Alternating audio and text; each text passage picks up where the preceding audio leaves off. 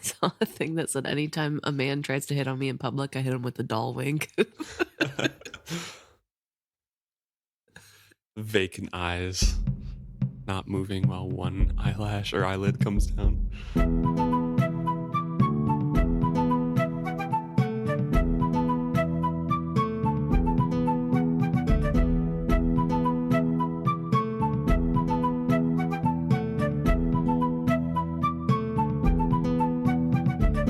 Welcome back to another episode of Is Fitz Happy. I'm Luke. And I'm Emma.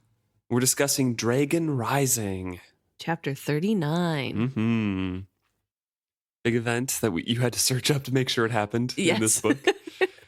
Pretty obvious for everyone who's listening into this what is happening in this chapter. And we are back with Reyn. Yes. To see this happen through his eyes.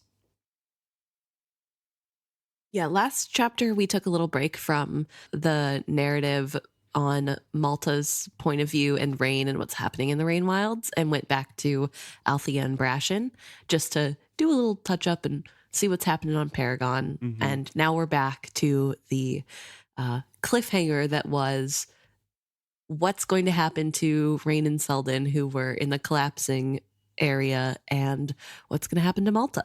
Yeah, and now it is dawn, and daylight is starting to stream in softly through one little small section in the roof. Not enough to do much. But we know that the night has fully passed because it was Malta's getting up on the boat at nighttime. Yes. To try to find Treyhawk. So a whole night has passed now. We don't really know what's going on with Malta at the moment.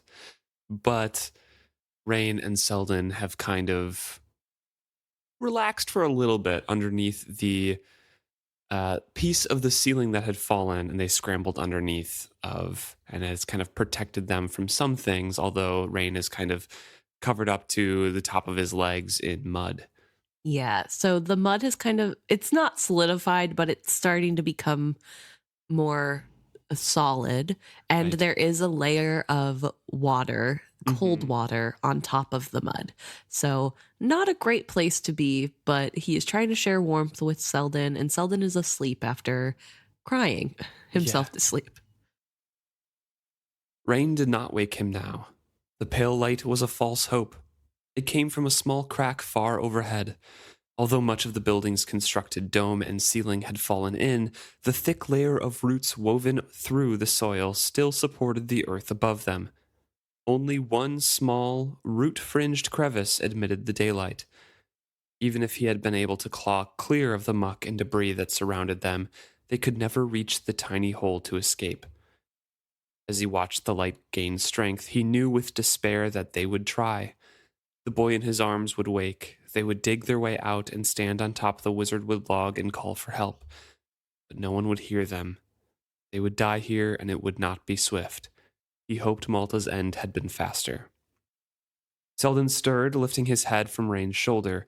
The shift in his weight woke new pain in Reyn's back. Selden made a questioning sound. Then he set his head back down on Reyn's shoulder. Helpless, silent sobs shook the boy. Reyn patted him with a muddy hand and said the useless, inevitable words.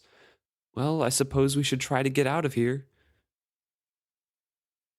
Yeah, so things are looking dire. It is a sad scene. Yeah, Reyn is convinced that Malta has died already, that they are going to die here, but he has to make a strong showing for Selden to try to keep his hopes up as long as possible. Right. And I think importantly as well, if you are a first-time reader, this does feel really hopeless. Like, the sunlight coming in is barely any at all, and as it's far a as huge chamber, so that's far away. Yeah. So they're just stuck here. Tintaglia, I guess maybe she really is dead. We'll never know because it wasn't enough, and it just feels really desolate and sad in this moment. Us rereaders, though, we're like, there's a surprise coming. So that's kind of nice. Yeah, so Reyn relays his plan to Selden, saying like, yep, you have to scramble out, get on top of the log, and we'll call for help. Selden asks, what about you? You're stuck pretty deep. And yeah, Reyn is stuck pretty deep. And he says, once I've got you up there, I'll be able to dig myself out, then I'll join you on the log. The lie came easily. Selden shook his head. It won't work, not for either of us. Look, it's melting. He lifted one grubby hand free from its clutch around Reyn's neck and pointed. The thin slice of sunlight shafted down through the dim chamber. Motes danced in it like dust, but these motes twisted and turned in an odd updraft of steam. There was a distinctive, unpleasant scent in the air. Smells like your hands after you've played with garter snakes, Selden observed, but stinkier. Hold tight to me. I need both my hands free, Reyn replied. It was not the hope of escape that made him dig like a dog. He only wanted to see what was happening. The thick crystal of the dome piece that sheltered them admitted light but was too dirty to see through. He wanted a clear view. He had wondered too long not to take this chance, this last chance to know. And yeah, he digs out a bit and enlarges the opening a little bit, and he can see that sunlight, the barest hint of it, is kind of resting on one end of the log, and that is steaming and bubbling. Yeah, which is exciting. So something is happening And melting. and melting. And it does give Reyn that last little bit of hope of, well, there's something to work towards now. It's not just dying in vain. Because at this point, he's still pretty certain they're going to die here. Right. But at least he finally gets to know what will happen. Yeah. And that's almost worth it, I guess. Yeah, he says that the bubbling and steaming is almost like sea foam that's left when the tide retreats. And he's very curious. He's like, sunlight never affected live ships like this before. But in his head, he hears, because live ships are dead, but I am not. I live. And he also notes that it's not a swift process. So as the sun travels in the sky, it gets higher. The angle of the sun does make it travel along the log. The light travel along the log. So the whole log is starting to steam and bubble, but very, very slowly. Right, because it has to be touching the sunlight to do this process, Mm-hmm. which would be kind of lame after a few minutes. So it doesn't strike me as surprising when Selden gets bored. Yeah. Because, I mean, yeah, this is Reyn's life work. This is all he's ever cared about, really, besides Malta. But for Selden, he's 10. Like, okay, it smells stinky in here. We're stuck. We've got a ton of other problems. Yeah, like, I'm bored and hungry. Which, fair, very valid. But for Reyn, he doesn't really care about that self-preservation. He says that Malta's death had numbed that instinct of his. So again, it's reiterated that Reyn has the knowledge that Malta has died, because there's no way that she knew her way out, first of all. No way she was able to get out, and then everything is collapsing around them. So why would he assume that she got out? Yeah, and if she didn't get out, why should he? Because he's a little Romeo over there. Right. So, but yeah, so there's definitely this little glimmer of hope because something's happening to the dragon. It does hurt their chances of survival a little bit just because that was the thing that they were going to get on top of. Yeah. And now what? And it's the thing that the piece of ceiling is leaning on. So as it's melting, the piece of ceiling that is over them, tenting them a little bit, is starting to collapse down and lean towards them more. So they're kind of forced to wriggle out from underneath it and get on top of that, which then starts to sink a little bit in the mud because it's not being supported by anything. Yes. Yeah. So just kind of bad all around. It's kind of creepy. I hate the idea of being trapped in mud like this. So this whole thing, first time through, this time through, anytime I read it, it's kind of gross to me. I hate that idea, mostly because I don't like what could be in the mud. It's not the mud itself. Yeah. It's like you don't know what's in the mud. And the same thing about like opaque water that you're swimming in. I just don't like not knowing. And so this brings me back. I personally have been stuck in mud like this. When I was a kid, my cousin and I were going by a creek bed and there was really deep mud that got down, like we were waist deep in mud and it was really hard to move. But I had just watched Bear Grylls How to Get Out of Quicksand episode. So I knew that you have to spread your weight and you like waddle out. But it was horrendous. And there was like weird things poking at me, but you can't see because it's mud. And that's all I think about when I read this is that like one time I was stuck And it was waist probably deep in just mud. like sticks. Oh, I'm sure it was roots. It was there was Yeah. not anything, but the idea of it could be snakes, it could be bugs. Oh, yuck. So anyway, I have direct experience with this, and it freaks me out every time I read it. The danger of quicksand was, grossly overstated to us as kids. That was in like every piece of media of, oh my God, quicksand is going to kill you fast. True. And Be prepared. But yeah. you know what? I am prepared, so it is no longer a threat. I don't know where you would even encounter quicksand in real life, but I don't know either. remember, folks, don't panic. That makes you sink faster. Just True. spread out your weight. Spread out your weight. And Army crawl. That's what Reyn does, actually. Yes, yeah. Says he wallows like he's a sea turtle trying to make a nest in the sand and just kind of swim his way. Yeah. Like breaststroke his way out of this in the mud. But he has to like scoot out that and then go back. He loses his shoes and he takes off his tool belt so that he can have less weight dragging him down. So he is shoeless in this nasty mud. And trying his best. He does get up on the shelf with Selden, though. Yeah. And for a moment, he lay belly down, panting. Then the ceiling section gave a short lurch and began sinking beneath him.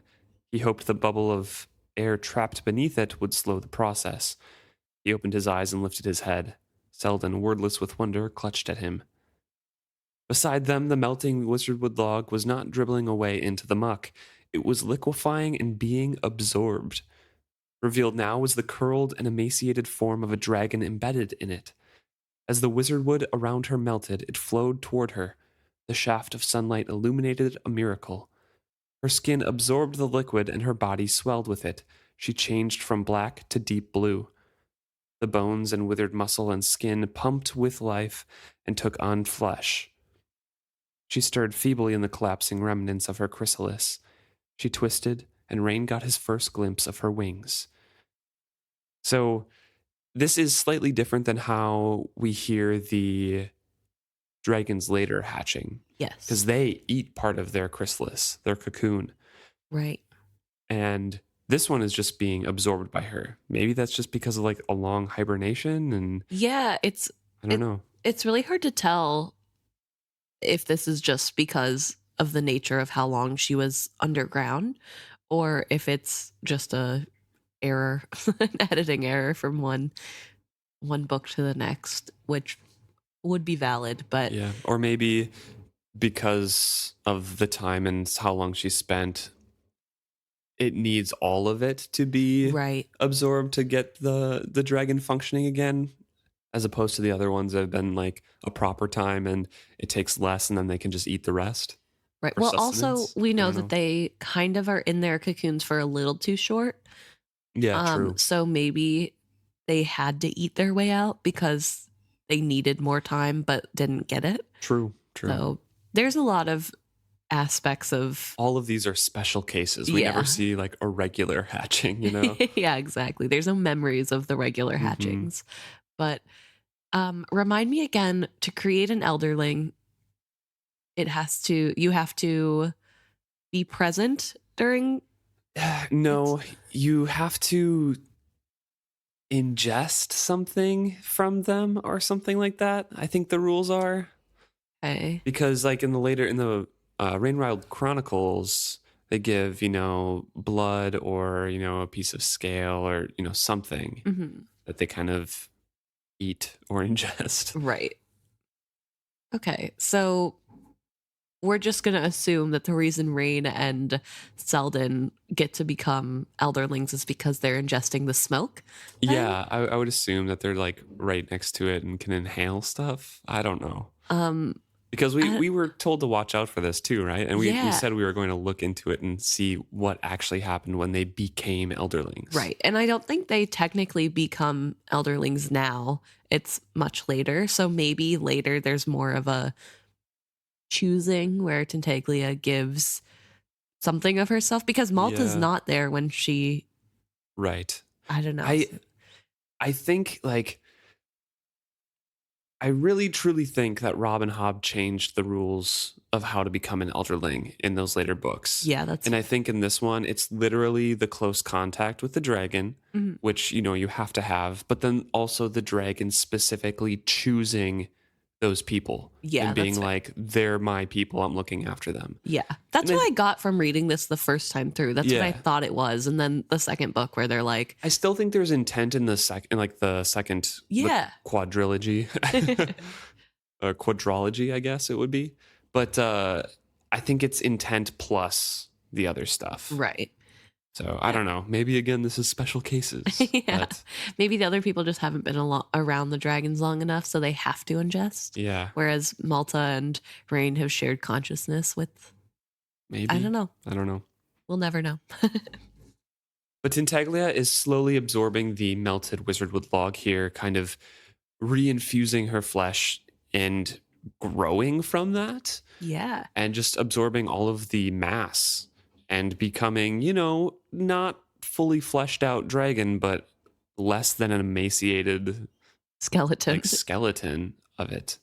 And slowly kind of unfurling. The tail was kind of tucked underneath her body. The wings were against her back, but now starting to unfurl. And Tintaglia is trying to flex them and try to stay balanced with her wings on the ground and not really caring about the two humans that are Yeah. next to her, but trying to escape. She also noticeably gets stronger by basking in the sunlight. Yeah.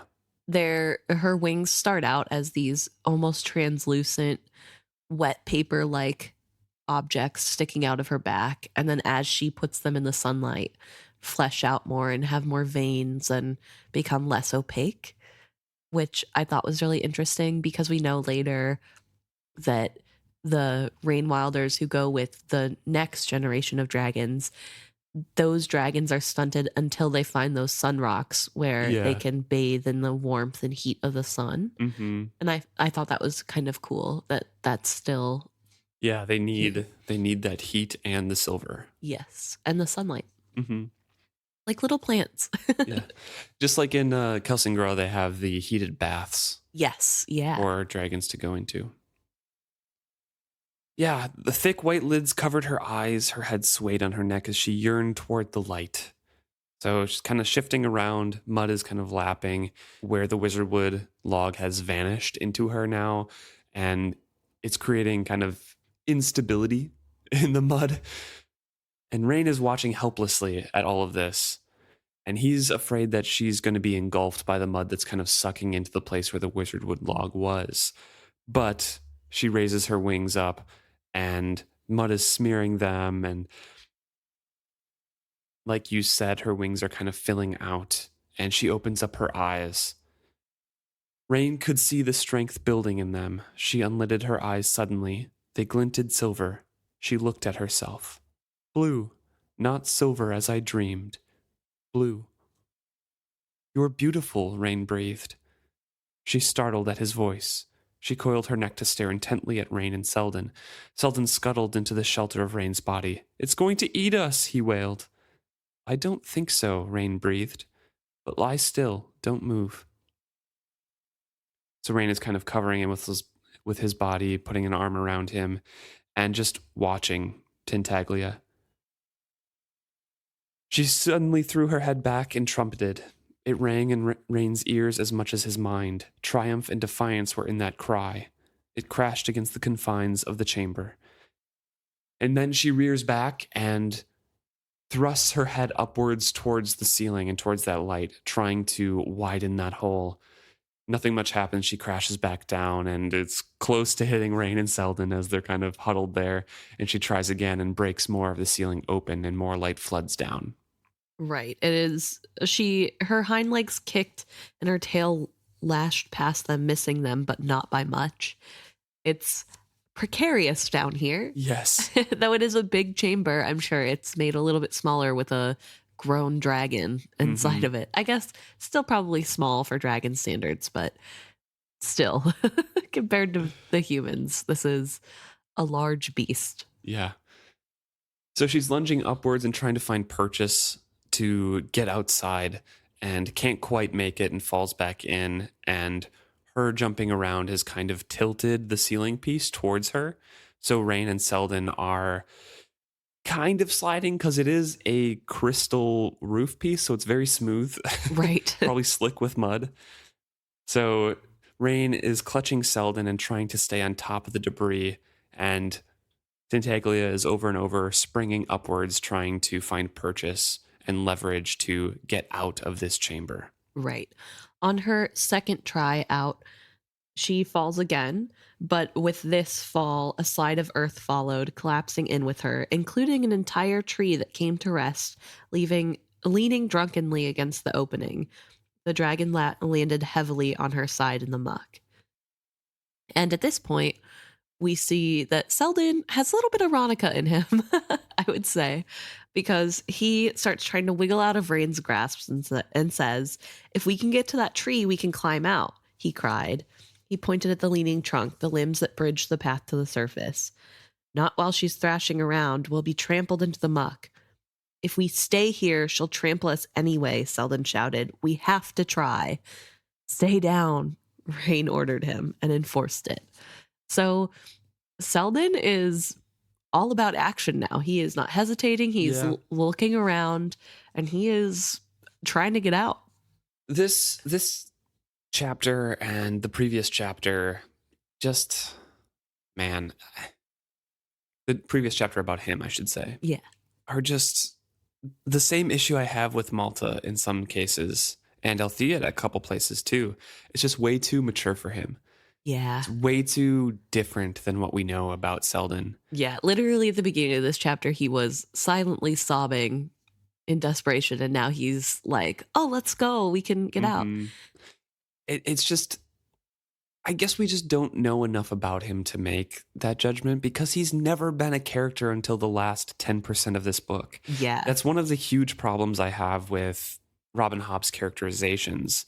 Like, by no means do we, either of us, think these are perfect books, right? Right. We love these books, but one of the problems I have with it is the characterization of one, Kefria. We don't quite get enough of her, but we get 20 billion times more of her than Selden, who just all of a sudden becomes a character and has a bunch of different traits, which kind of makes sense, right? He doesn't want to be confined. He loves people to play with. So great, he's going to run around and explore, and he's really blossoming. But then he's a 9 or 10-year-old who is terrified, almost died, went after his sister. Great, that's awesome. That can still be the case. And is so terrified. He's like, now, okay, let's do this. Let's climb out. Let's escape. We have to do this now. It doesn't quite make sense for what we know of his reasoning skills. Yeah, that's fair. And also, I don't know. I guess it makes sense if you think about the fact that he did go into the tunnel despite being scared to save Malta. Right. Very brave. Yeah. Sure. But he is not in a derogatory way, but he is a crybaby. And I feel like this is scary. Like they're clearly in danger from Tintaglia, even possibly falling on them, let alone hitting them with one of her talons or tail. And instead of being scared about that, which he was just scared when she looked at them, that she was going to eat them, now he is excitedly saying, let's just try to go. He might not be excitedly saying That's it. fair. That's fair. I will give him that. It's probably more of like a desperation, like we have to leave now kind of thing. That's fair. But even that decision, and it's the same decision as him saying like, let's crawl under this piece of ceiling that just fell. That's our only chance of safety. What 9 or 10-year-old who is absolutely terrified with the ceiling collapsing on you has the wherewithal and, you know, the calmness under pressure to notice a safety place? Yeah. And make that decision, and it is the correct one. Like I don't know. But I can suspend my disbelief. I know it's fine, but that decision does establish that he is quick on his feet. So. I know, but but he is 10. It establishes it, but it also is. It's not in line with what I know of Selden. That's fair. That's fair. But I digress. I've tangented enough here. Your dislike for Selden is clear. I like Selden. I just dislike how he's written in the last few chapters. That's fair. No, I love Selden. I think this chapter makes me love him more, but more so because of the characterization we get this chapter and not any of the other Yeah, ones. that's And fair. I did call him a crybaby earlier. I am a fellow crybaby, so I Yeah, feel it's like not derogatory at all, no, like you mentioned. yeah, no, it just same. I would also be sobbing.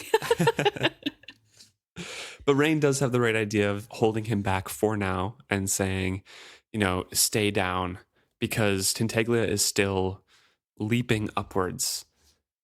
She sprang again, she clawed the tree out of her way and gained the edge of the enlarged hole. All light was blocked as she clung there, kicking and scrabbling. Reyn felt the swift brush of her tail tip. It tore the coarse fabric of his trousers and scoured the skin from his calf in passing. He roared with pain, but kept his grip on Selden. Some more clumps of earth and roots and things like that are kind of coming down, including pieces of the ceiling, into the chamber because of her struggling. And some light broke through to them. It outlined her struggling body above them. The tail swept again, and this time it slapped both solidly. Reyn and Selden were flung from their crystal island into the mire. They splatted in the thin layer of water and then felt the swift suck of the mud. Spread your weight, Reyn ordered the boy. He splayed his limbs out over the mire, hoping to float atop it a little longer. So I guess Reyn watched some Bear Grylls as well growing up. Yes. Yeah, clearly. But yeah, we have this moment of, first of all, so I was thinking maybe this could be part of the Elderling change. Reyn has been Taking injury from them. Yeah, took an injury, but like that means that his blood is on her tail and maybe bits of her tail got into the wound. Like if we want to retcon We're this. really stretching, but yeah, maybe. And then whenever she hits them both solidly to send them flying, potentially Selden also gets wound there. That is, Yeah, but I don't know. Selden is not chosen and he's not entranced by Tintaglia until she comes back to Bingtown and he's like the bard, right? He's terrified of it right now. That's true. This is the first time he says she is going to fall and crush us. So, maybe, but Yeah. No, I think that's more so because Reyn is, well, I don't know if Reyn has out loud said that it's a she yet. yeah, he says while she's thrashing around will be trampled into the muck. So Okay, like he says she a couple times, I think. So Selden's respectful of pronouns. We'd love to see it. See, when you're young, you can learn. It's fine. He said, "Oh, I'm so sorry. Not it. She." So yeah, Reyn is trying to protect Selden again, and Selden is instinctively trying to climb on top of Reyn as they're kind of sitting in the muck here. And Reyn is stiff-arming him away, saying, lay on top and pray. Like, don't sink me. Like, yeah. To be fair, that is what you're supposed to do as a lifeguard. Yeah. You because people naturally, when they're drowning, cling on to you and try to drown you. So you do have to kind of like stiff arm them away. Mm-hmm. So this makes sense for Reyn to be like, nope, stay over there. Spread your weight. Oh, poor Selden. This is so scary.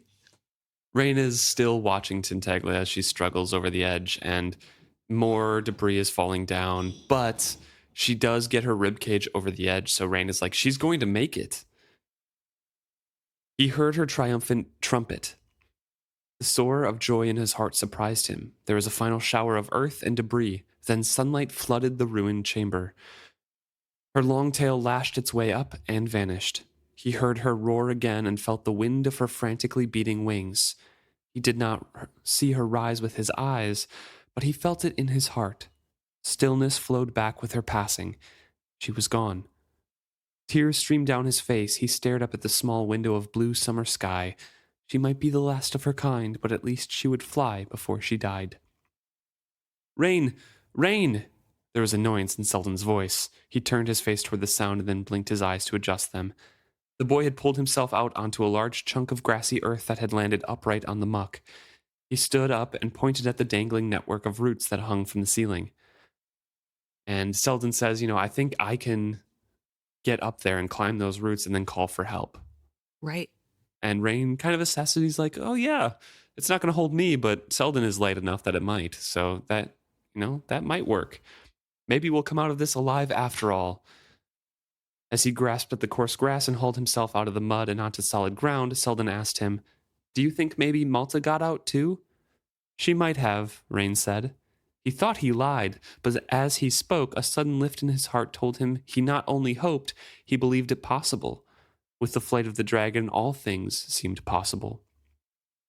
So hope has returned to Reyn a little bit when he sees his obsession for the longest time finally become true. Yeah. Yeah. She has made it, the last of her kind, and she's finally free, which is pretty big. Also, does put forward some like moral quandaries for the Wild traders, but in this Right, moment, it's more excitement that she is finally here, and also realizing that there's a way out. There is hope.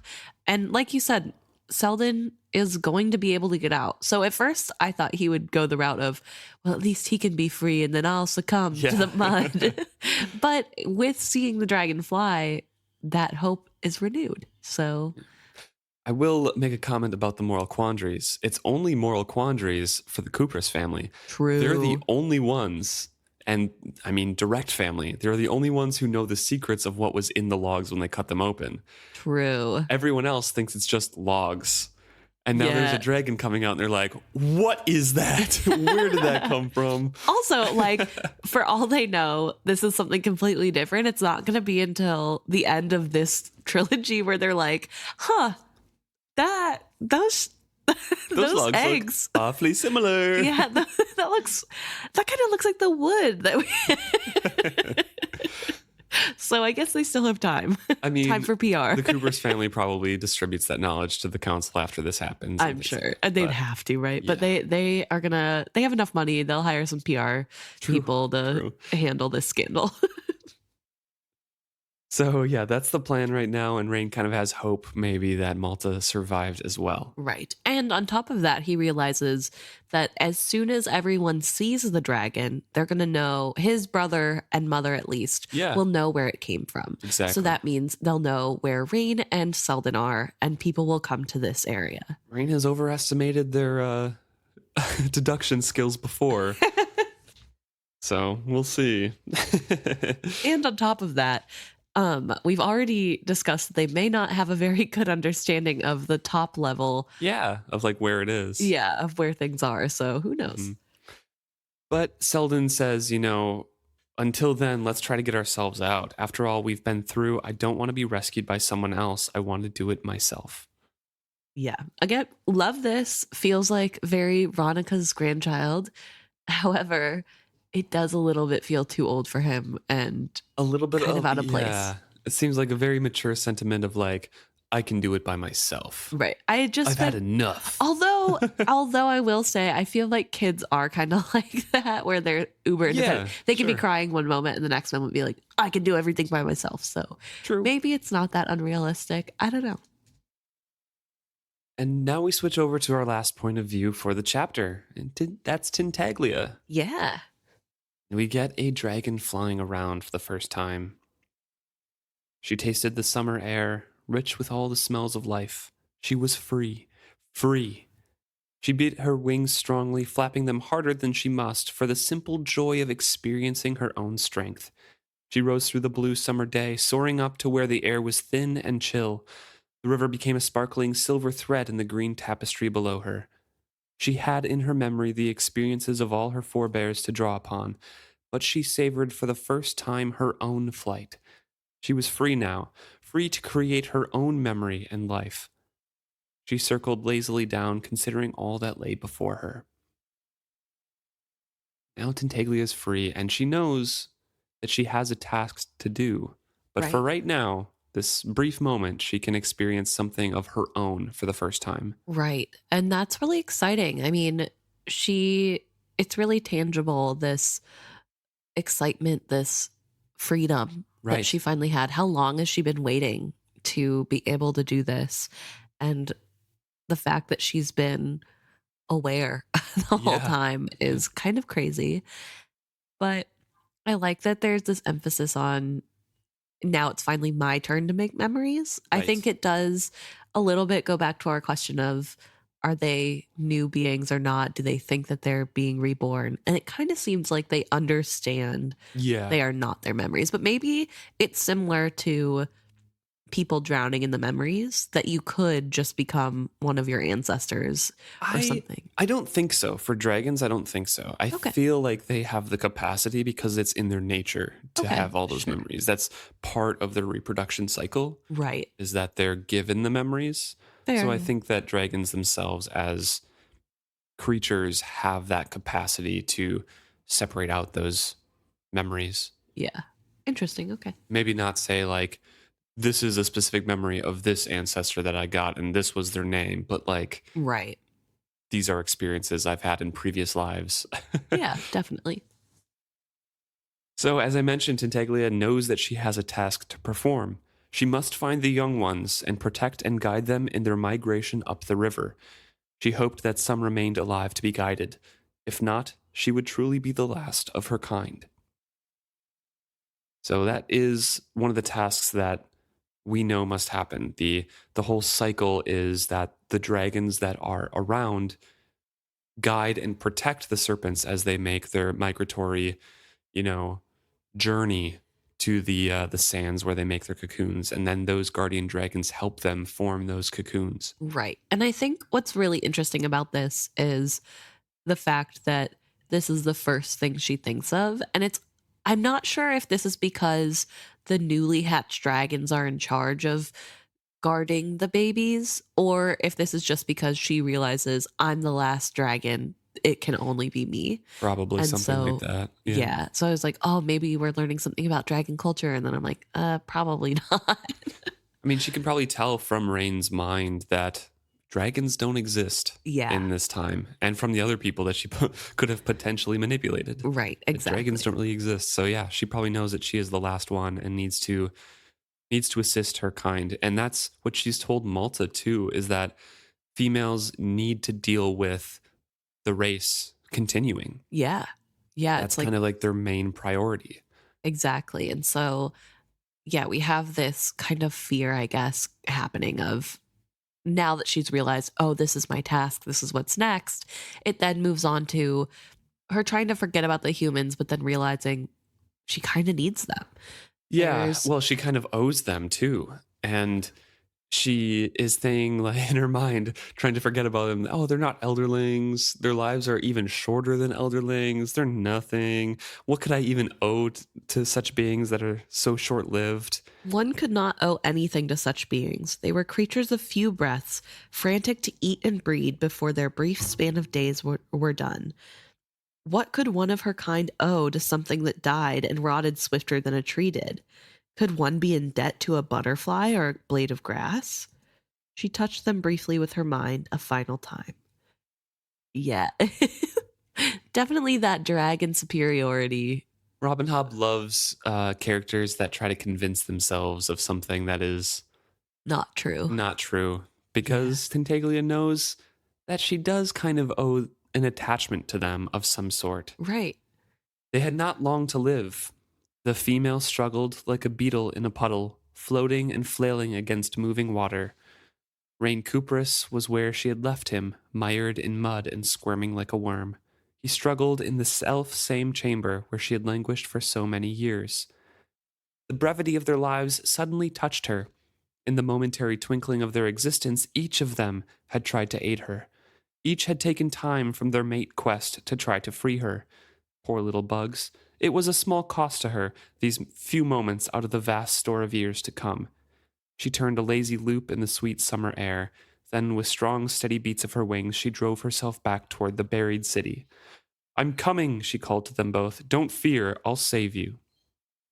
Yeah. So, yeah, she's just like, well, fine. It doesn't take that much for me to do this. like ultimately I'm going to live for forever. So I guess it's fine. I'll take these few mere moments.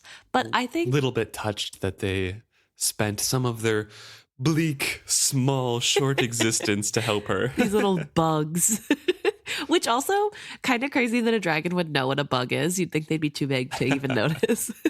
But I found this really interesting because I think this might point to the fact that dragons aren't as haughty as they seem. I mean, listen, let me finish the thought. Okay. So I think dragons definitely believe that they are the superior being and better than everyone else. However, I think they also believe they cannot be swayed by these little creatures.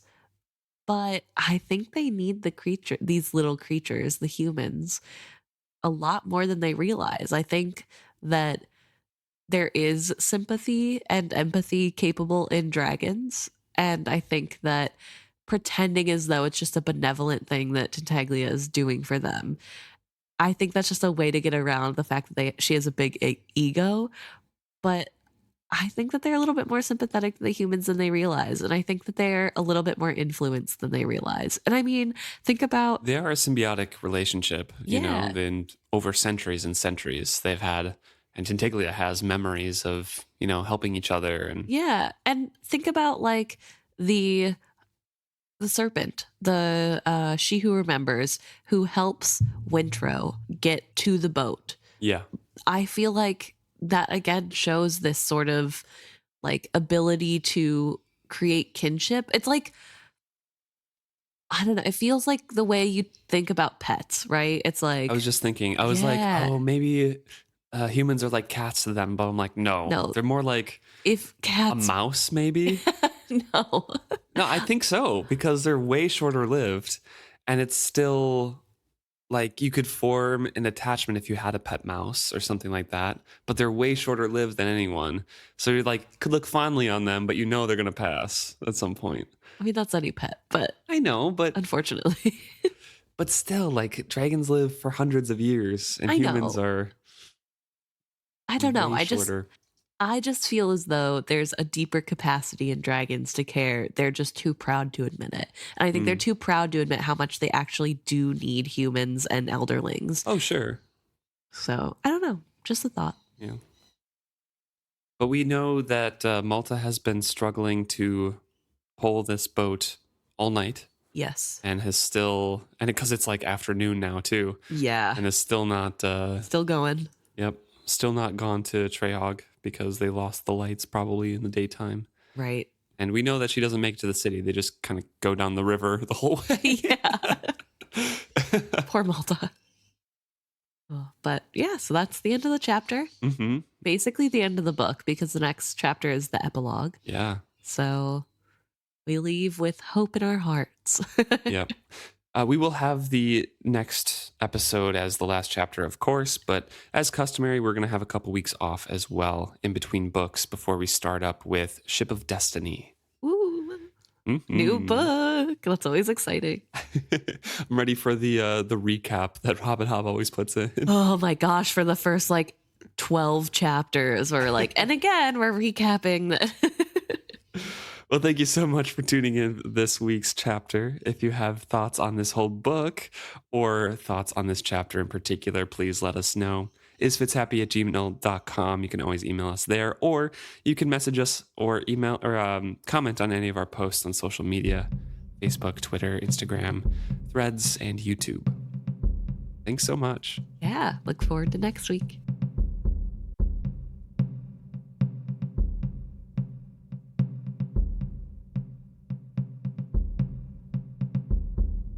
So now we're going to get into a really good little message we were sent on Instagram. And this is from listener David. David is letting us know, I think a few episodes back now, we posed the question of who starts with this series. Luke, I think specifically made the comment that he doesn't understand why you wouldn't read everything in publication order. Yeah, I'm a big proponent of that for every single series, to be honest. Yeah. So. I don't know. I'm not a diehard about it either way. Also, I have on more than one occasion accidentally read books out of order in just regular series. Like the Percy Jackson series when I was a kid, I read 1, 2, 5, 3, 4 because I didn't realize the final book was the final book. I thought it was the third book. Nice. So I like spent the full first half of that book like, who are these people? What is happening? And then I was like, oh, but then at that point, I'd already finished half of it. I might as well find out what happened. So, yeah. So I don't know. I get it. But David wrote in to let us know that they usually recommend people start with the Liveship trilogy. If they're not sure they want to get into the whole thing. Yeah. And if they haven't read any Hobb books before. Yeah, so David's kind of point is that it's multiple points of view, which fair if you're used to reading fantasy, but you don't know what you want to do with Robin Hobb. Multiple points of view is very popular in fantasy these days. Yeah. More easy to get or attached to at least one of the characters. And there's Pirates. there's more action. There's bigger roles. It's, as David says, more sweeping world building and bigger roles for female characters as well. Yeah. That's a good point. So, yeah, true. There is more diversity in the Liveship Traders. I can get it. I understand that.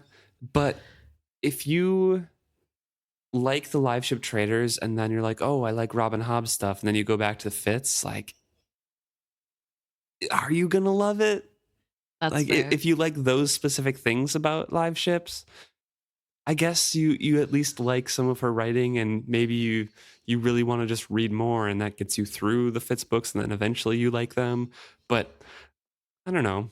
Yeah. I guess whoever reads more of Robin Hobb books is good. Yeah. I think I'm more a proponent of read. Like, I want people to read more. So Yeah. whatever makes you read, do it, I guess. But it is a good point. I just feel like the reveals don't hit as hard if you read them in this opposite order. That's fair. You know? It doesn't feel as like, I mean, there's still definitely excitement, but it doesn't feel as like the fool's vision. Right. Yeah. Yeah. So, Or like, who is this man that she's carving in the I mean, out of Paragon, you know? And you don't need to know that. You know what I mean? To it's enjoy fun it. though. It's cool. Like if you read it in order, you know? Yeah. It's But like, you can oh, always it's reread. Fitz. You can always reread. No, Yeah. I think it's No, there's good points there, David. Like, definitely there are good points there.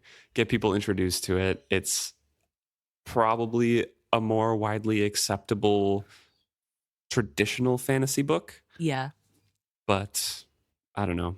I will say, if I would have started with this series, I would not have finished any of the books because I hate multiple point of view. Well, I don't hate it as much anymore, but who I was when I started when you these were series, I definitely was not a person to go for multiple points of view. I still don't prefer it, but I can deal with it. I kind of just want the one person. Like, I like knowing what other people are thinking, but You want to get attached and like stick with them. Yeah.